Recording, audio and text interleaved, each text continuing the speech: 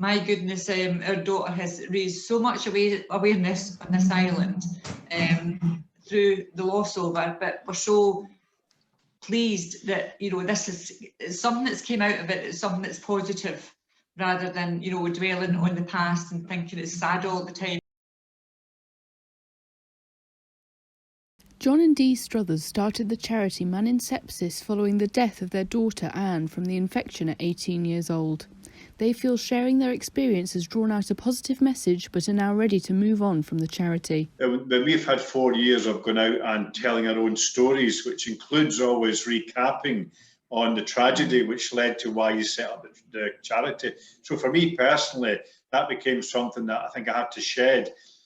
So I could get on with my life again now, or our family life, rather than that always being a continual return to point every time we're spreading the word. Alison Thomas joined as a director at the charity following her fight against the infection. She expressed her recovery has been difficult, and she now deals with post-sepsis syndrome, where sepsis survivors experience a variety of problems while recovering. Alison has found these symptoms as similar to that of COVID-19 and hopes it will encourage medical professionals to further help those with post-sepsis syndrome. They're going on about long COVID so much, and a lot of publicity is going into it, and everyone's saying that, you know, they've got long COVID this and they're struggling with this, and I'm thinking that's what sepsis survivors have been struggling with for years, and yet it's hardly been recognised even by GPs.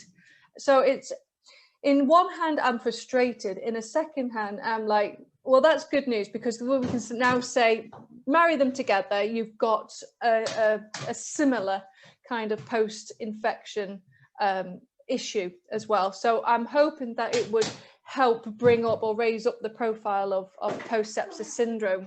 Dee compared closing the charity to the process of bereavement and says she found it difficult to let go. It took me a wee while, because it was almost like a bereavement when we said that we were starting to close the charity down. It was like another bereavement for me that I had to work my way, you know, through it.